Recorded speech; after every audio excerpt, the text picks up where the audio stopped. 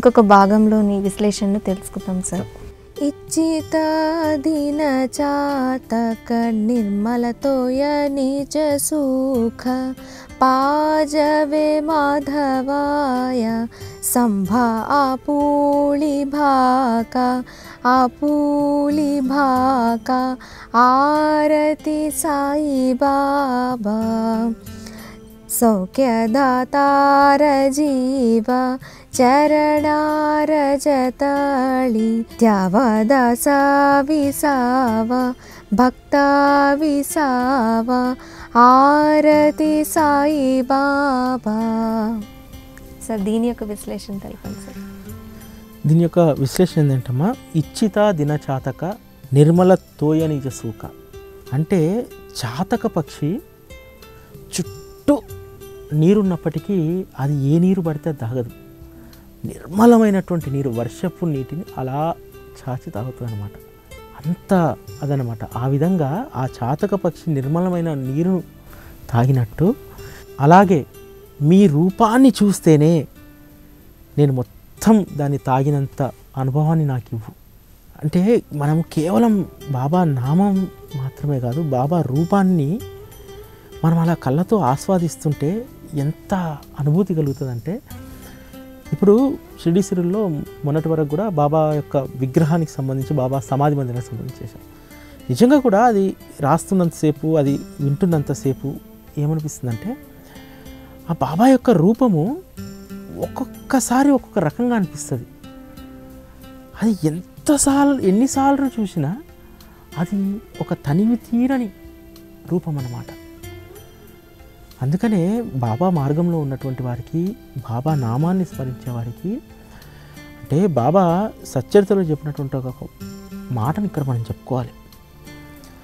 ఒక్కసారి నా చెంతకు చేరి నన్ను ఆశ్రయించిన వారికి కాలుడి యొక్క కరాల నృత్యం నుంచి కూడా నేను కాపాడుతా అన్నాడు. ఆ కాలుడు కరాల నృత్యం చేసిన దాని నుంచి నేను కాపాడుతా అన్నాడు. ఇంకేం కావాలి ఇక్కడ మనకు? అసలు ఒక్కసారి బాబా తన దగ్గరికి వచ్చినటువంటి వాడిని వీడు నావాడు అనుకుంటే అసలు వాడిని ఎంత దూరమైనా తీసుకెళ్ళగలుగుతాడు. అయితే ఈ ప్రయాణంలో ఆయన చెప్పిన మార్గంలో మనం ఉండాలి. ఈ మార్గంలో ప్రయాణిస్తున్నప్పుడు ఇంకొకరి మెప్పు కోసం మనం పాకులాడకూడదు, ఆయన మెప్పు కోసం పాకులాడాలి. ఎంతమంది ఎన్ని మాటలు మాట్లాడినా, ఎంతమంది మనం చేస్తున్నటువంటి కార్యక్రమాలను పొగిడినా, ఏం చేసినా అది కేవలం అది సాయిబాబా అనేటువంటి మహత్తుకు సంబంధించింది. ఆయన ఇచ్చినటువంటి ఈ శరీరం, మనం పడేటువంటి ఈ శ్రమ అంతా కూడా, మనకున్నటువంటి ఓపిక, ఇవన్నీ కూడా ఆయనే ఇచ్చాడు. ఆయనే సర్వస్వం. మన దృష్టి ఎప్పటికీ ఆయనపైనే ఉంటుందన్నటువంటి విశ్వాసం మనకుంటే ఆ మార్గంలో చాలా సునాయాసంగా ముందుకెళ్ళగలుగుతాం. ఎక్కడైనా కొంచెం మనకు గనక నేను చేస్తున్నాను అనేటువంటి అహంభావం మనకొస్తే మనం ఆ రహదారిలో 100 కిలోమీటర్ల స్పీడ్లో వెళ్తున్నటువంటి మనం 20 కిలోమీటర్ల స్పీడ్కి పడిపోతాం. ఇంకా అలాగే కొనసాగిస్తే మన వాహనానికి ఆ రహదారిలో రిపేర్ తప్పదు. ఈ విషయాలను పక్కాగా మనం గుర్తుపెట్టుకోవాలి. చాలా చక్కగా చెప్పారు సార్. నిజంగా ఇక్కడ ఇంకొకటి మనము గుర్తుపెట్టుకోవాలమ్మా, ఎందుకంటే బాబా సచ్చరితలో మనం చూస్తే ప్రతి మాట కూడా హారతుల్లో ఉన్నదానికి సచ్చరితలో ఉన్నదానికి చాలా కంపారిజన్స్ ఉంటాయన్నమాట.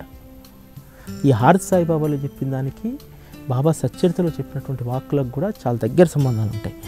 ఏంటంటే ఒక దగ్గర బాబా చెప్తారు, గుండెల నిండా నా నామాన్ని నిరంతరం నింపుకొని, నా పట్ల భక్తిని పెట్టుకొని నా పారాయణ చేస్తే, నన్ను ధ్యానిస్తే వారికి ఇంకా ఇతర విషయాలు ఏ విధంగా గుర్తుకొస్తాయి?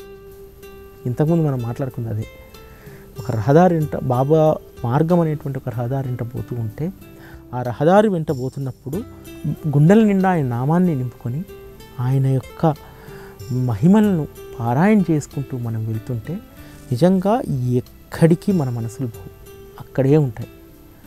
ఇప్పుడు చాలామందికి మనకు ఒక అది ఉంటుందన్నమాట, ఏంటంటే మీరు చెప్పేది చాలా సులువుగానే ఉంది కానండి అది పాటించడం చాలా కష్టం.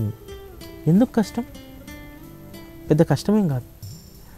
ఇప్పుడు ఇంట్లో ఒక హౌస్ వైఫ్ ఉంది, పొద్దున పిల్లలు భర్త వెళ్ళిపోయిన తర్వాత 12 గంటల నుంచి కాస్త సమయం దొరుకుతుంది. దొరికినప్పుడు బాబా నామస్మరణ చేయండి, బాబాకు సంబంధించిన సచ్చరిత ఒక్క అధ్యాయం చదవండి. ఎవరు నీకు అడ్డు? ఎవరిని అడగిస్తున్నారో వచ్చి చదవద్దని? సరే అమ్మా, రకరకాల పనులు ఉంటాయి. పొద్దున ఉదయం పూట వంట చేసుకునేటప్పుడు, పనులు చేసుకునేటప్పుడు బాబా నామాన్ని ఎప్పుడు మనసులో స్మరించుకోండి. నీలో ఉన్న అంతరాత్మ అడ్డుపడుతుంది దానికి. మనము ఆచరించేటువంటి సులువైనటువంటి మార్గాలు ఏవైతే ఉన్నాయో వాటిని ఆచరించుకుని తప్పించుకోవడానికి 100 సాకులు చెప్తున్నాం. ఏదైతే మనకు సాధ్యం కాదో దానికోసం పరుగులెడుతున్నాం.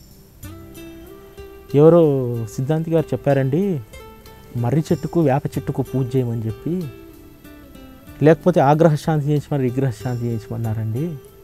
వాటికి మాత్రము ప్రయాసపడి వ్యయం ఎంతైనా పర్లేదు అక్కడికి వెళ్తాం. నీకు ఇక్కడ ఆ పెద్ద ఆయన ఇంట్లో కూర్చొని నీకు అన్నీ ఫ్రీ అంటుండు. ఫ్రీ, నా నామాన్ని స్మరించుకో ఫ్రీ, నా మహిమల్ని చదువుకో ఫ్రీ, నన్ను ఆరాధించు ఫ్రీ, గుడికి పోతే ఎవరు రావద్దన్నారు, లేకపోతే నీ ఇంట్లో చేసుకో ఆర్తి పుస్తకం పట్టుకొని అది ఫ్రీ. ఇక్కడ ఫ్రీ ఫ్రీ ఫ్రీ అంటే ఎక్కడో పోయి నేను టోల్ ట్యాక్స్ కడతా అంటే ఎట్లా? మన వాళ్ళ పరిస్థితి అది. కాబట్టి ఈ యొక్క చాలా చిన్న విషయాలే కానీ వీటిని అర్థం చేసుకొని మనం వాటిని పాటిస్తే నిజంగా అది ఎంతటి కష్టాలు కానీ ఎంతటి పీడలు కానీ ఖచ్చితంగా ఈ హారతి సాయిబాబా పాట పాడుకోండి, అవన్నీ పటాపంచలిపోతాయి. ఏం లేదు, ఎన్ని లైన్లు ఉంటాయి? 10 లైన్లు 12 లైన్లు ఉంటాయి హారతి సాయిబాబా పాట. 4 సార్లు చదివితే కంఠస్థం వస్తుంది, అయిపోతుంది. రోజు 1 సారి 2 సార్లు 3 సార్లు 4 సార్లు మీ ఇష్టం వచ్చినప్పుడు చదువుకోండి. దానివల్లే కలిగేటువంటి అనుభూతే వేరు.